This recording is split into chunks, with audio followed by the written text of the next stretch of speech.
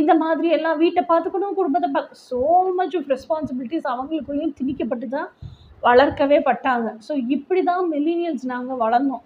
அதனால ஆணும் சரி பெண்ணும் சரி திஸ் இஸ் ஹூ ஐ ஆம் அப்படின்னு எங்களோட உண்மையான இன்னர் எசன்ஸ் இருக்கும்ல, அதுக்கு வாழ முடியல.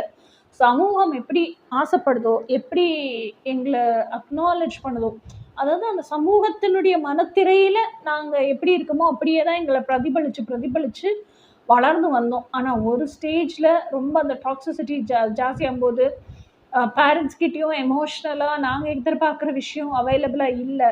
ஸ்பவுஸ் கிட்ட போகும்போதும் ஸ்பவுஸ் கிட்டேயும் அந்த எமோஷ்னல் அவைலபிலிட்டி கிடைக்கல. எமோஷ்னலாக ஃபுல்ஃபில்லிங்கான லைஃப் இல்லை, ஒரு சாட்டிஸ்ஃபைடான லைஃப் இல்லை. அப்படிங்கும்போது அந்த எம்டினஸ் இருக்கும்போது பயங்கரமாக அவஸ்தைப்பட்டோம். ஸோ தட் வாஸ் அந்த எம்டினஸ் இருக்கும்போது பயங்கரமாக அவஸ்தைப்பட்டோங்கிறத தாண்டி அங்கே இருந்த சூழலும், இப்போ ஒரு ஸ்பவுஸே இருக்கான் அப்படின்னா அந்த ஆண் வந்து அந்த ஒரு பெண் அம்மாவால் வளர்க்கப்படும் போதே வந்து அவன் அந்த டாமினேட்டிங் மேல் எப்படி சொல்கிறது, ஒரு சாவனிஸ்டாக தான் வளர்க்கவே படுறான். இப்படி தான் ஆண் இருக்கணும், இப்படியெல்லாம் இடம் கொடுத்துட்டேன்னா அவன் உச்சியில் ஏறி மிளகா அரைச்சிருவா, அப்படியான்னு சொல்லி கொடுத்து தான் அம்மா அம்மாரே வளர்த்துறாங்க. இன்னொரு எனக்கு இருக்கிறது ஒரே பையன், நாளைக்கு ஒரு பொண்டாட்டி வந்து அந்த பொண்டாட்டி பின்னாடி போயிட்டா என்ன பண்ணுறது, நவமாசத்துலேயே நம்ம பையன் இருக்கணும் அப்படிங்கிறதுக்கெல்லாம் எந்தெந்த விஷயத்த சின்ன வயசுலேருந்தே அந்த பையனுக்கு திணிச்சு